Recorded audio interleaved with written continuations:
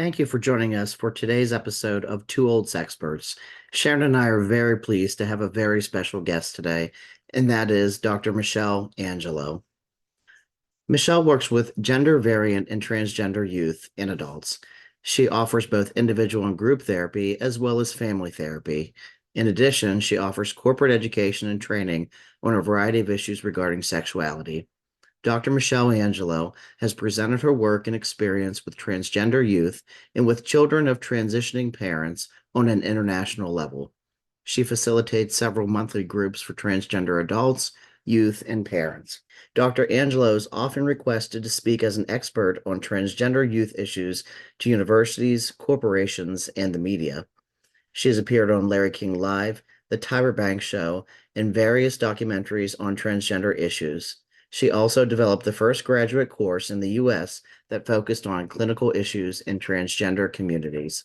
Dr. Michele Angello received her doctorate in human sexuality and her master's degree in psychological services. She is both a certified clinical sexologist and a member of the board of directors for both the Mainline Youth Alliance and the Renaissance Transgender Association. Dr. Angello is also a member of the American College of Sexology, American Association of Sex Educators, Counselors, and Therapists, the Society for the Scientific Study of Sex, American Psychological Association, and the World Professional Association of Transgender Health. Dr. Angello's primary interests include working with transgender youth and adults, as well as individuals who identify as queer gender. She also welcomes people dealing with issues of sexual orientation, alternative lifestyles, adolescent sexuality questions, and general sexual enrichment through education. She's an adjunct faculty member at Widener University in the Institute for the Advanced Study of Human Sexuality and is identified globally as a transgender youth therapist. Her new book, On the Couch with Dr. Angello, A Guide to Raising and Supporting Transgender Youth, is available online and in select stores. You really are an expert in the field of supporting specifically transgender youth. That's near and dear to my heart as a transgender person myself. But in the work that Sharon and I do, specifically with people with disabilities, the numbers are still the same, even from the neurotypical population. So I'm eager just to pick your brain a little bit too. I read you have two books out. I don't know if you want to talk a little bit about either one of those, but I did read Raising the Transgender Child, and it's excellent. Growing up, we didn't even know there was a word for this. And certainly, I know my parents did the best they could, given no information. As I was reading it, I just kept going, wow, had they had something like this? That leads me to just a little bit about the first book, which I ended up having to self-publish because nobody would take it in 2014. That Wow. recent. Wow. They they just said that there wasn't a market for it. So I self-published it in 2014, did quite well, did a national book tour, just kind of self-promoting. And then in 2016, all of the same publishers that I had submitted up, trying to get their backing came to me and said, "Can you write a book on supporting trans youth?" And I said, "I already did." And I said, "Well, can you write another one? We're ready to pay you this time." Wow. And it's a hit. I mean, I was reading the comments, and just for me, and Sharon, I'll let you jump in because I'm so excited about this. You describe everything that Sharon and I struggle with.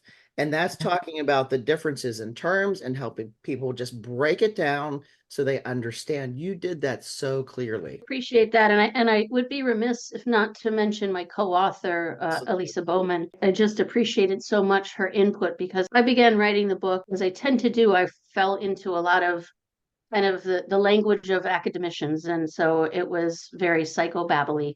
And Elisa looked at it and just with her wonderful eye for language said, "This is great, but can I change a few words?" And I said, "Please do, because I'm not writing this for myself." And so when she finished, it to me felt like a whole new book that I recognized.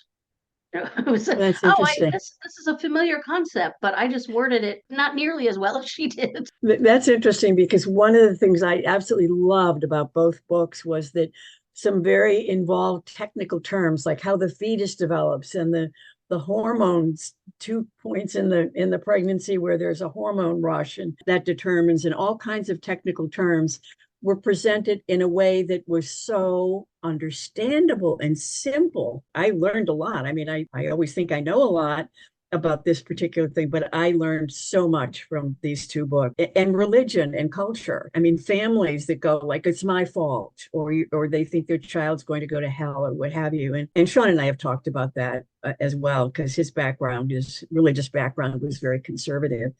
But you see that all the time. Families love their kids and they're afraid that they're going to be condemned forever. And that's, of course, not true. But you talk about that so beautifully in the book. Religion, next to family, religion is often the second most important variable to either make or break a person's transition, in the sense of, well, if I'm told that even God doesn't love me, this supposedly all loving God, then what's the point? I mean, it truly, and heart-wrenchingly, can bring people to the brink of suicide at that point, because it's just, why bother trying if it's just impossible?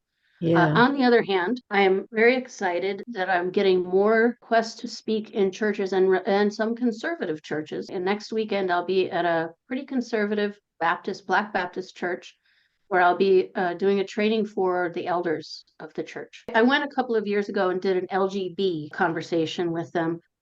And they asked me to come back and have a conversation about trans and non-binary congregation members. And they just said, we just don't understand, and we want to, and we're afraid that we're not doing it right. It really was pretty moving to me. Actually very interesting. I mean, it's exciting for me to hear that. But given the climate, and I try not to get political, that we're living in, it's scary for people. And a lot of trans people say to me, Sean, please don't try to scare people. But as an older trans person who waited so long to make the transition, that's always a factor in my head, is that fear factor. And you speak about that in the books also. But what do you think is changing, or at least bringing people to the idea that I need to learn more about this? Visibility is an incredible tool, and it can also put people at risk. Visibility is so important because when we know someone, it's difficult to hate them. Yeah. It's one of those, that one of the memes I love is, be careful who you hate. It might be someone you love. Yeah. Yeah, for sure. So I do think that more people are very bravely, and certainly, I encourage folks to really, really observe and confirm that it's safe. But more people are disclosing information about their histories. The pastor of this church I spoke of a few years ago, when I said, oh, I'd be happy to expand the conversation to talk about trans folks. And she said, hey, whoa. I am just figuring out how to be inclusive with LGBT people. Can we just take this one step at a time? And then she called this year, 3 or 4 years later, and said, okay, I'm ready. We need you. So I think that people are either meeting folks. It certainly is becoming a little bit more mainstream media ready. I just returned last night, as I said, early this morning, from a conference in Atlanta. It wasn't a conference in my field. It was my wife's professional conference. She's an electrician, and she's part of a minority caucus of folks who get together once a year. And I was down there, and we just started talking casually a couple of days before the conference. And one of the main organizers of the conference said, oh, I didn't even know that's what you do. Do you think you'd be able to do an impromptu panel for our members? And this was, 1,000 electricians from around the country and Canada.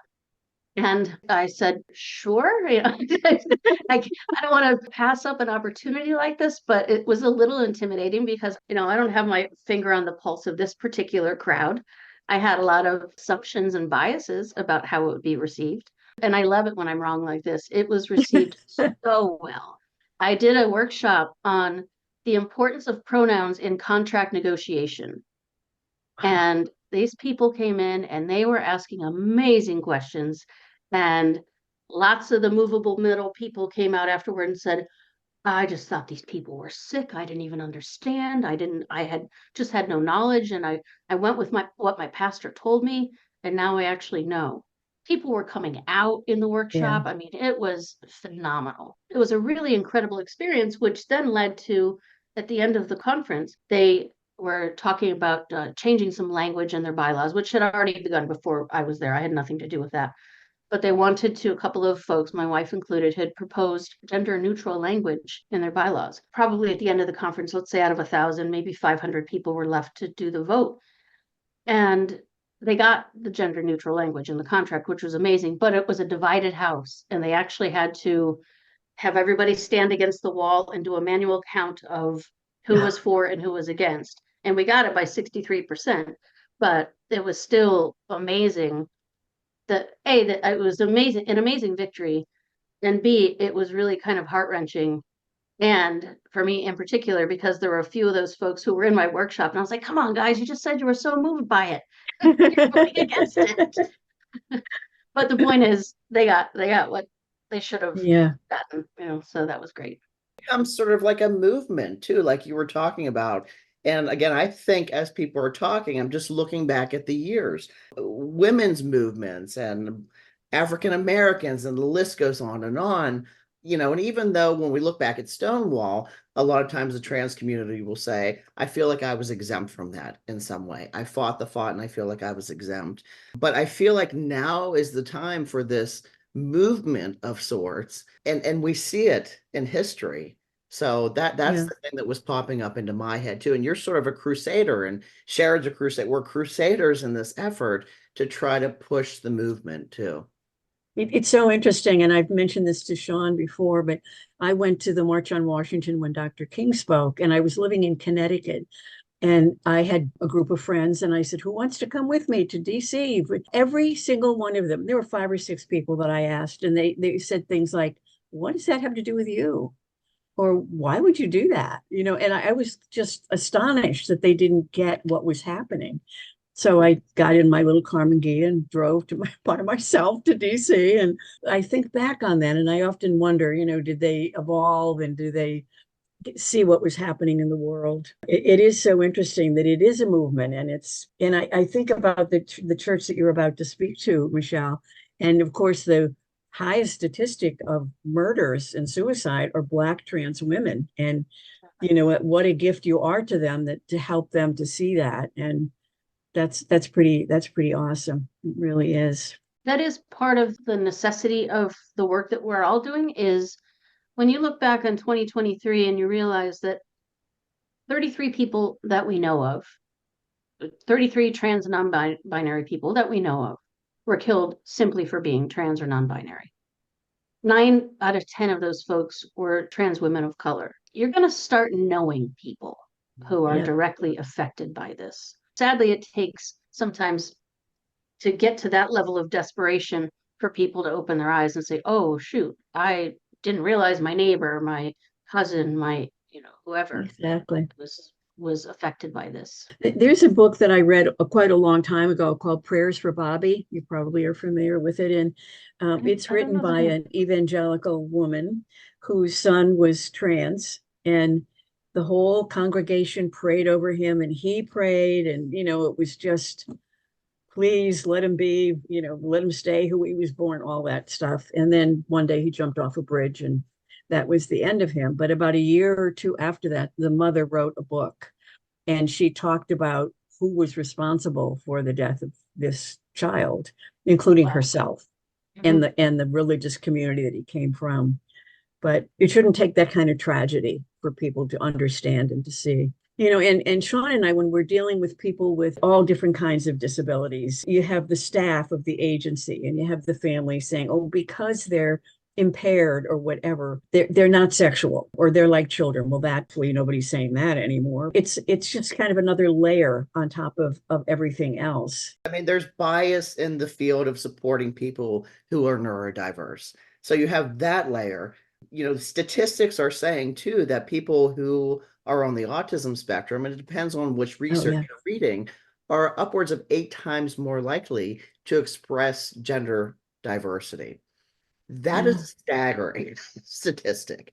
So we have to be talking about this stuff, and presuming the competence of people to teach them and guide them through these things. But the number of youth that we're saying, and Michelle, that's where I see you as being so critical in the work that you've done as a therapist, even working with youth and the families to try to put them on the front end of, okay, let's be as proactive, but let's also be patient and just chill out for a minute. And I feel like in the work that Sharon and I do, we're often sending the same message when it comes to gender identity or sexuality. Like, let's just pump the brakes and presume that the person does know who they are and we can work with them.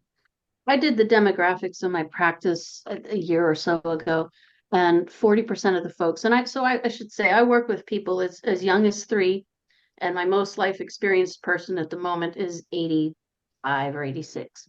So I have the privilege of seeing a real lifespan. 40% of the people in my practice at that time, they identified as neurodiverse. Mm-hmm. Or had been identified as neurodiverse. So that's a lot of folks. And 95% of the people I work with are either trans, non-binary, or gender expansive or exploring in some way. So it's a pretty significant part of my population, at least. I mean, I suspect I have kind of a skewed population because people tend to refer people to me who perhaps a more general therapist or psychologist would say, oh, I don't have experience in neurodiversity. I don't have experience in trans. I don't have experience in, and there are some unique variables to keep in mind, but it's not as if you haven't had psychological training to do a lot of the things that I do all the time. I mean, yes, I have had some different and beyond the typical training, but it does blow my mind when people say, "Oh, I can't work with that person because they have, We hear that a lot. intellectual Yeah. disabilities, or they have," which, okay, I get it, and you do need some more training, but it's not all that different than what, a lot of the skills you already have. I have so many things to say about that, Sean. Well, first I want to say is I work with consult with a lot of residential treatment facilities for youth.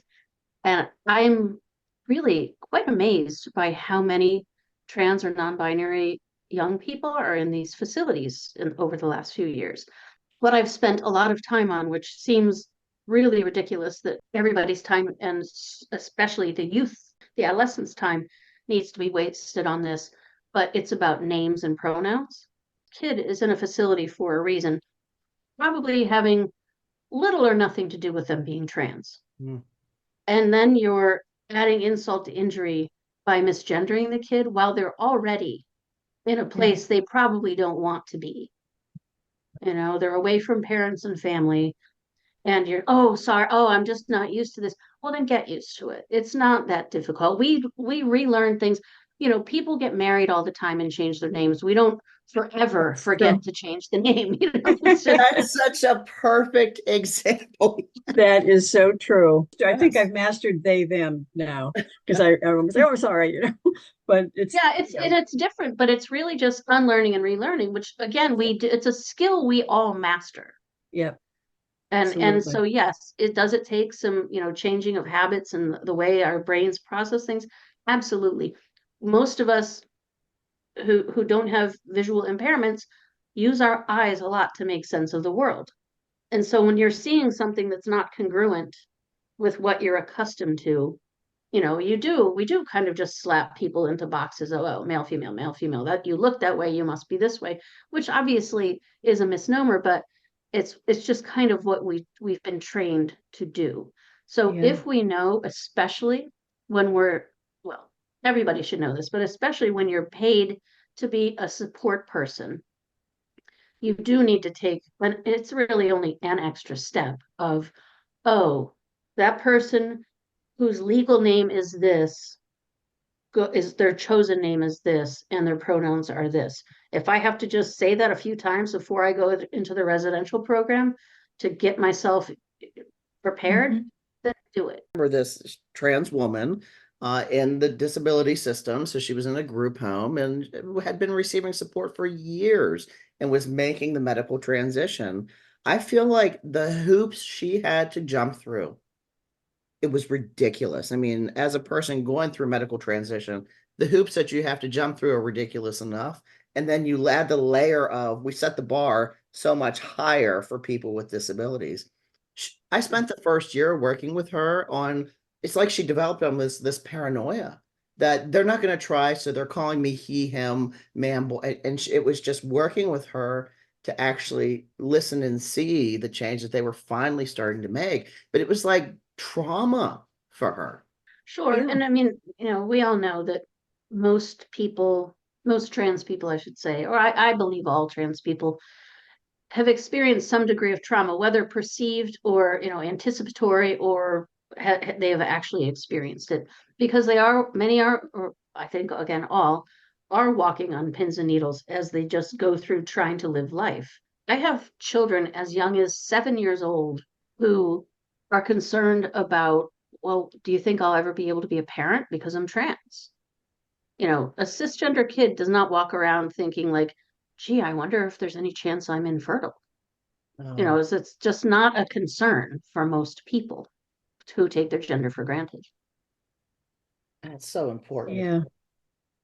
And I was always sort of radical where I'm one of those people, if I want something bad enough, come hell or high water, I'm getting it. Yeah. But again, the book sort of puts Yeah. that out there. For me, I always knew I wanted to be a parent, so that was just, I'm So you not did. going to stop until it happens. But you explain all that for people too, which I was just reading on the Kindle going, wow. With you, Sean, I've said this to you before because I've known you, 20 some years. I mean, a very long time. And you've changed dramatically, obviously, you're a physical person, but other than that, you haven't changed a bit. Like the essence of you has never changed. You've always been strong and kind of snarky and determined and helpful and kind and funny, always the same person. But it's just so interesting. It really is. Like, And that's what I say to people, not that our brains really don't, but our hearts don't change. If anything exactly. else, when you feel, Michelle, you described this too, when you have the support wrapped around you, you become the very best version of yourself. I was talking to someone the other day, a professional call, and he said to me, how are you doing now? And I said, I don't think about killing myself, so I think that means I'm doing pretty well. And that's what we're trying to do. We're trying to Exactly. save people. It's not that we're being Jesus or any other, figure. We're trying to save people from, one, dying at the hands of themselves or other people, but two, just that trauma that you carry with you. And I think you're right, Michelle. I think it's 100%. I live in a very rural community, and there's a hospital here, and unfortunately it closed fairly recently, and there was a little printed sign where you go to register, and it said something like, if your present gender is different than your gender at birth, please let us know so we can treat you respectfully. I thought, oh my God. That I was just so shocked at that particular. I mean, just the statement was so beautiful, but in Tunkhannock, Pennsylvania, I just didn't expect that. I mean, of course, there's sensitive people who will step forward and just push a little bit and a little bit more and a little bit more and just teach by being there. I had a friend, she's a little older than me. She's in her mid 80s, and she called and she was a little upset. And she said, I know kind of the work you do, but I'm very worried about my granddaughter because she's telling me that she's pansexual and I don't know what that is. Is she sick? Is there she had no idea. I think she thought her body was disintegrating or something. And I said, no, no, no. But people don't know. They don't know what they don't know.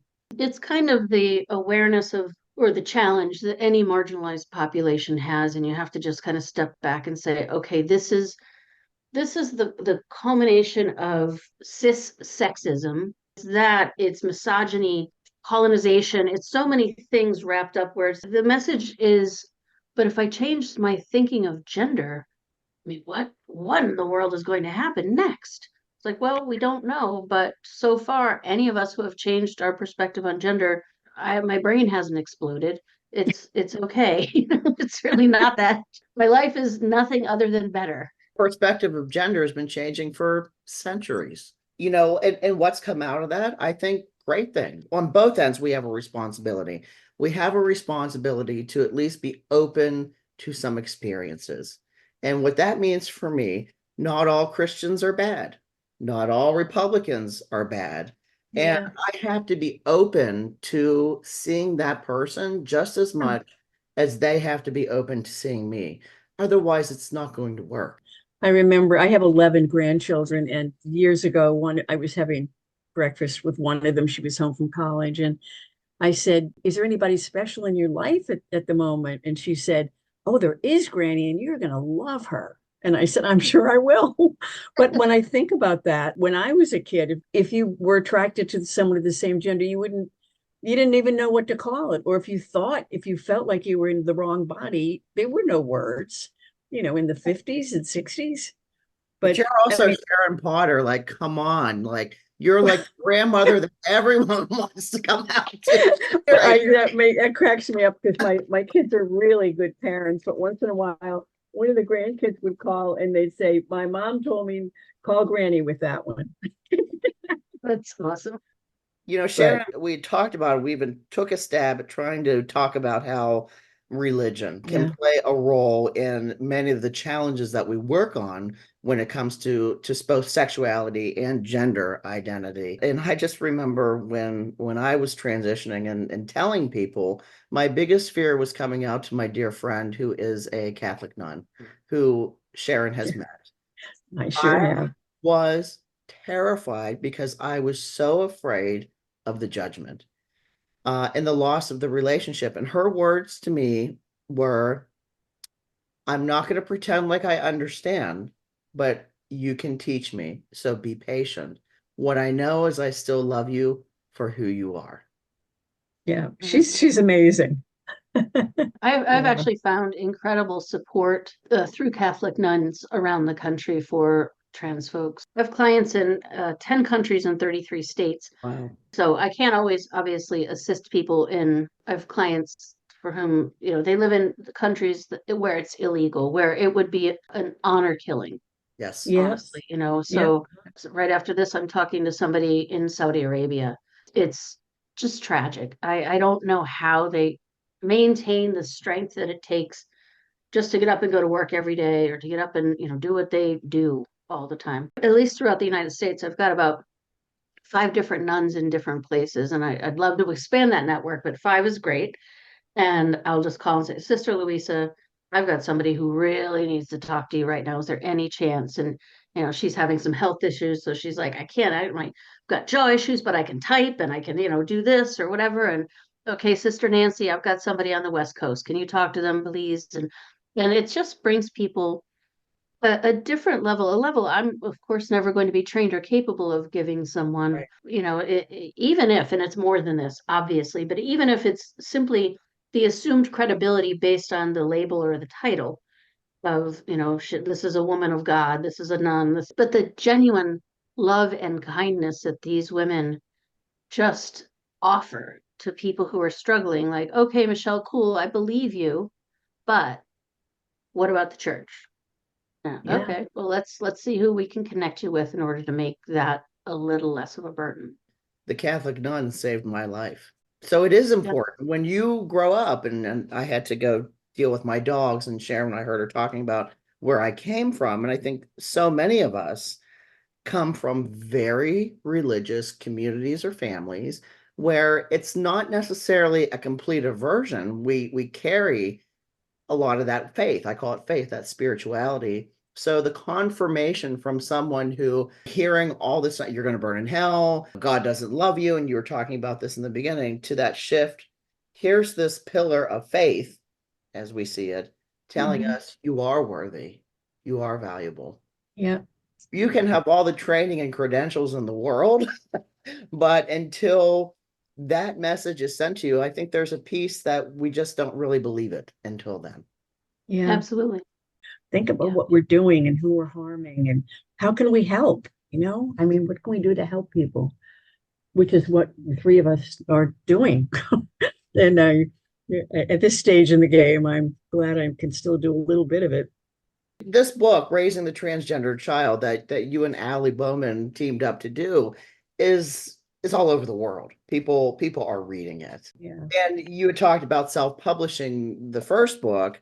What's the most important message that you want to get out there to people from your perspective? I believe, and I actually just said it this week, this last week at this conference. A dad came up to me after the presentation and said, I've never told anybody this before, but my child told me that they're trans and I don't know what to do. Do you have anything? And I immediately, without even thinking, said, you can't go wrong loving your child. Yeah. And if you start there and then do some homework, everything will be okay. Because if your kid knows, and the guy said to me, and this is a common question. I mean, this was literally workshop ended. He followed me down to the lunchroom, sat beside me, and we had a conversation throughout lunch, kind of pseudo therapy session. But he said, but my kid's only 9. What if he changes his mind? And I said, well, you know what the great news is? The great news is that your kid is going to know that you supported him and loved him, even when he was uncertain. Yeah. And there's no harm done. As a matter of fact, what you've done is just kind of put the neon sign on to show love. And if your kid does say, you know what, Dad, that's not me anymore. Okay, nothing has happened. It's not like the kid comes out and we instantly start medical intervention and surgical Right. intervention and anything else. Nothing's happening except the potential name change, maybe a different hairstyle and some different clothing. The end. Everything can be shifted the next day.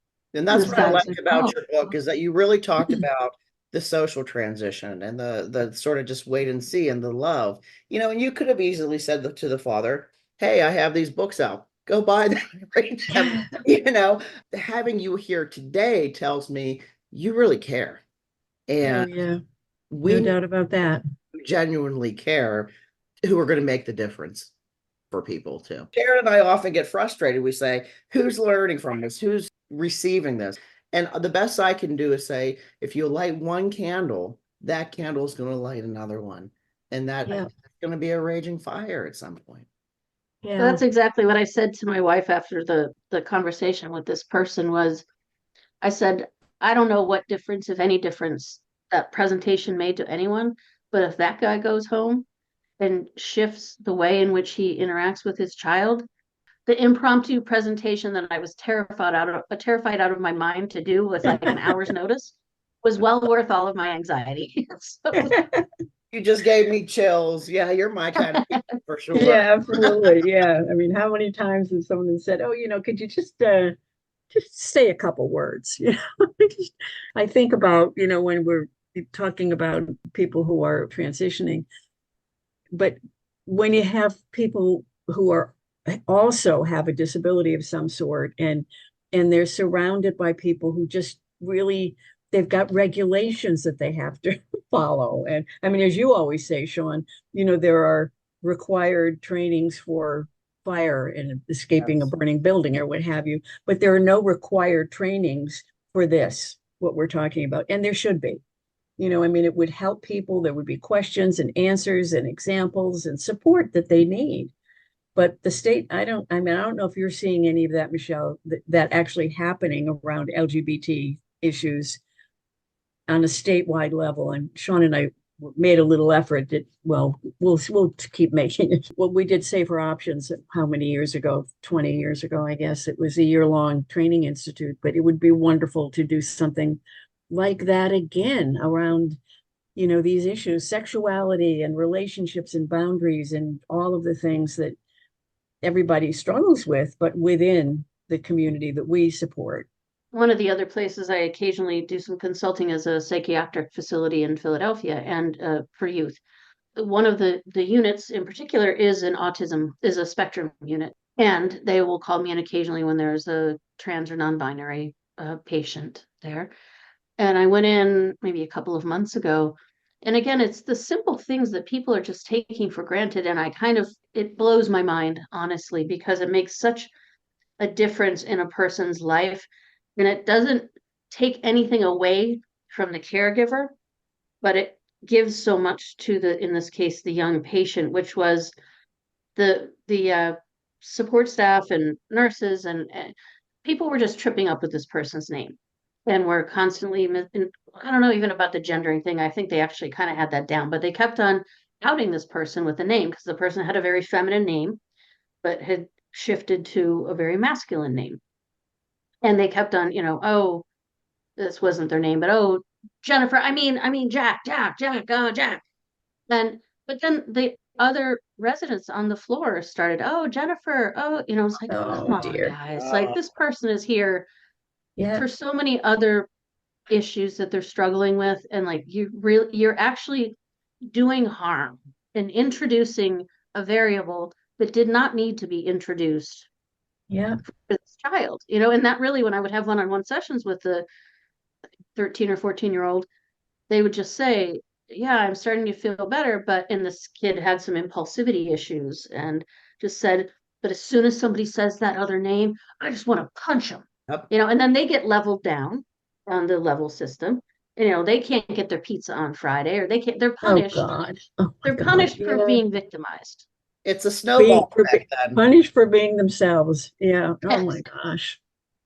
And so Ah, much of it is just stupid too. It's like we're picking these wars, like, and you talk about this in the book, the legal documents and how you go through. That was the worst part of transition for me. It was nothing other than changing my birth certificate and dealing with the legal system to change documents. But yes, in our system, we can use chosen names in our documents. Yes, we can.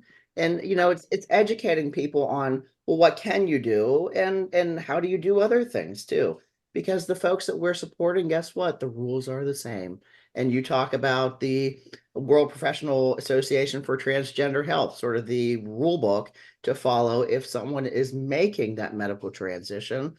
The guidelines are the same. And people just don't know enough about that in our system.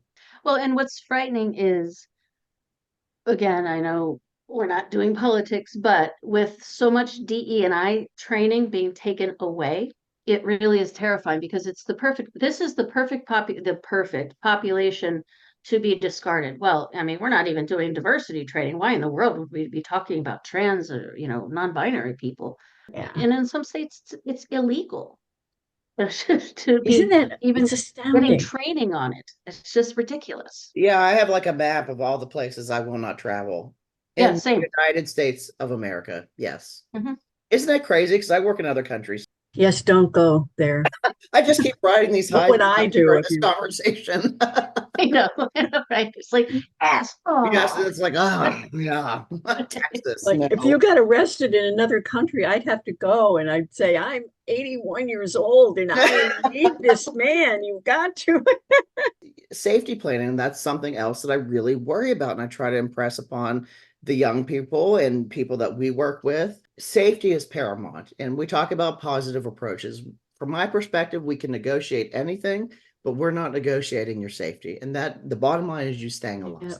This for me was such a good, meaningful conversation. I'm so grateful for your time, for the work that you've done and you continue to do. If we can save a life, then we know we've done something good. Yeah. Absolutely. Thank you, Sean. It was really Yeah.